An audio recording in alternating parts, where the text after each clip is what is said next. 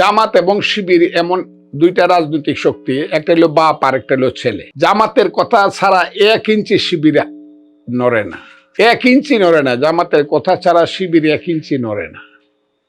কাজে জামাতের কথা ছাড়া তারা শহীদ মিনারে চলে গেছে অথবা রায়ের বাজারে বৌদ্ধভূমিতে চলে গেছে, হ্যাঁ, এটা ঠিক না। এটা জামাতের পারমিশন নিয়ে গেছে এবং মানুষকে আমি বলবো ধোঁকা দেওয়ার জন্য গেছে, তা তো আমি বলবো না, জানি না তো। তবে তারা গিয়ে মোনাজাতটা কি করছে আমার জানতে বড় ইচ্ছা করে। কারণ হয়তো মনির চৌধুরীর আত্মা আছে, আলিম চৌধুরীরা আছে, যাদেরকে জামাতের বা শিবিরের যে বংশধর বড় ভাই যারা ছাত্র সংঘ আলবদররা হত্যা করছিল।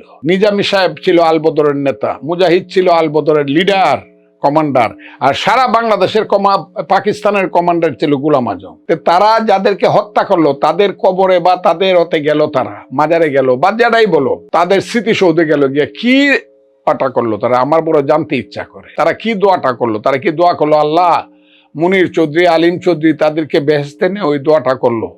আর কি দোয়া করলো? তাদেরকে যারা হত্যা করছে তাদেরকে দুজকে নে, ওইটা কইছে? আমার বড় জানতে ইচ্ছা করে। এইগুলো আমার কাছে খুবই বাহানা মনে হয়, এগুলো বাহানা। তাইলে তারা পরিষ্কারভাবে বলুক যে আমাদের পূর্বপুরুষরা যারা বুদ্ধিজীবীকে হত্যা করছিল আমরা তাদের সাথে নেই, তাদেরকে ঘৃণা করি এবং মুক্তিযুদ্ধকে স্বীকার করে আগামী দিনে আমরা রাজনীতি করব, বলুক তারা। এটা তো বলে না, কাজে ওগুলো আমি করি না। তবে শিবিরের আজকে আসছে বলি কালকেও শিবির থাকবে, এটা তো হলো একটা ডাইস বানাইছিল তারা। ওই যে পিঠা বানায়, কাঁথা পিঠা বানায়, বিভিন্ন জিনিস বানায়, জিলাপি বানায়, একটা ডাইস থাকে, এটা দিলে এইরকম।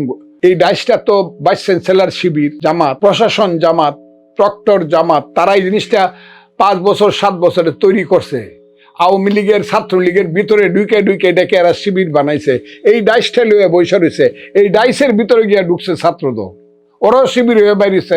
আমি হলে তো ইলেকশনে এখন যাইতাম না, 30 বছর ইলেকশন হয় নাই, আরো হইতো না, জাতীয় নির্বাচনের আগে করতাম না। আমরা তো বলছি কোনো স্থানীয় ইলেকশন করব না, তাইলে আমরা এটাতে গেলাম কেন? তাইলে এটা আমাদের সিদ্ধান্তের ত্রুটি আছে, ভুল আছে। আমি জানতাম না তো, কেন যাবো? আরেকজনের ডাইস বানাইছে, এটার মাঝে গিয়ে আমি আরেকজনের ফিল্ড তৈরি করছে তার মতো করে, ওটা কি আমি খেলবো নাকি? ফিল্ড তৈরি করবে নিউট্রেল, সেইখানে গিয়ে খেলবো। আমি বুঝাইতে পারছি আপনার কথাটা। ডাকসু যে তারা জয়লাভ করে ফেলছে, দেখা যাবে।